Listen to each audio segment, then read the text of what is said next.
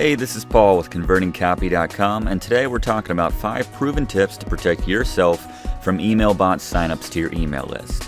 So what am I talking about? Well, it's frustrating when you check your email list stats at the end of the day or week and are encouraged by a strong sign-up rate only to find that it's partially or even completely comprised of bots.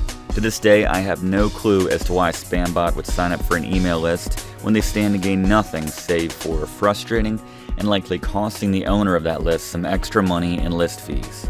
I mean, maybe that's their sole motivation. Maybe it's not worth thinking about. It's probably not worth thinking about. But it is worth thinking about what you can do to protect yourself from email bot signups. So let's cover 5 proven tips to protect yourself and your list from email bot signups. First, we have the double opt-in. Let's start with the obvious. Email marketing services offer their users the ability to require potential subscribers to their lists go through a double opt-in or confirmation process before they're properly added to the list. This is wise for a couple of reasons. First, it will stymie the most basic of bots from signing up for your list. I'm talking about the bots from years ago which still don't know how to do anything beyond filling out some fields on your website, meaning they won't go into whatever BS email account they have and click the necessary links to confirm their subscription to your list. The more advanced bots of today will still get through, but this is a start. Secondly, requiring the double opt-in means that without opening and clicking that confirmation link, the email recipient won't receive any subsequent emails. Competitors and awful people in general could add in random email addresses to your sign-up form, and without the double opt-in, those random and soon-to-be unhappy email address owners will likely be flooded with the emails reserved for your list. Now, this significantly increases the chances they'll complain to their email providers like Yahoo or Gmail, which will have consequences for you as you try to send out emails to other users of those services, even if those users requested those emails. So again, the double opt-in is just wise for filtering out those who actually want to be on your list, plus some advanced bots, and the rest of the world. Secondly, we have the CAPTCHA. A CAPTCHA can generally be added easily to various points in the sign-up process via your email marketing provider. You could put one of those on the field itself or as part of the double opt-in confirmation email. Whenever using CAPTCHAs, you run the risk of annoying your actual subscribers to the point that they abandon your sign-up altogether. But it was developed specifically to combat spam in this way.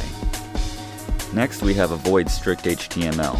Bots have more difficulty working with JavaScript code than plain HTML. You can cloak the typical email field type code, which HTML carries with it, and spam bots can easily identify when scanning pages if you use JavaScript sign-up form code rather than simple HTML. Then we have cookies. You can assign a cookie to anyone who signs up for your list's browser and require that that cookie is present throughout the entire process. Now, this is a sign of decidedly human behavior when someone signs up for your list via your website, then accesses their email in the same browser to confirm their subscription. Conversely, bots share these responsibilities, which creates a lot of inconsistency, which the cookie method can expose and block again. Adding a spam identifying text field. Now, this is my personal favorite. This approaches the problem from a different angle. At some point, you may just have to accept that you're going to get some spam, but that doesn't mean that you can't get something out of it. Now, stick with me here. To do this, add a specific simple text field posing a question which only a human would answer naturally, and in a way which makes sense.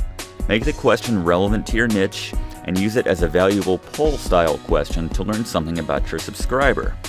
For instance, on this website, at the time of this article, I've included a field where I ask subscribers, what do you want to learn most about online marketing? This is easily the most effective way to identify a spam bot because they'll invariably automatically default to pasting in some spun, nonsensical response as if they were filling out an about field. Something along the lines of, my name is blah blah blah and I like blah blah blah. I mean, you'd be surprised how many signups I get which just have obviously bot behavior in this field. At the end of the day, you can go ahead and single out the responses to this question, which are clearly from a bot, and remove them from your list with just a couple of clicks. You can even create a segment specially designed for anyone who answers this question like a bot.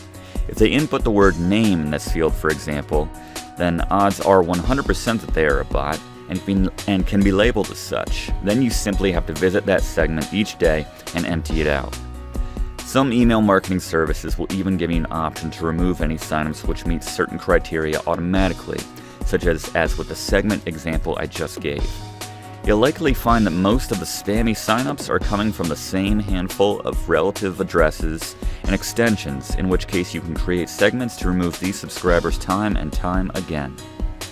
Make sure that this field is required so that real subscribers and bots alike will have to fill it out.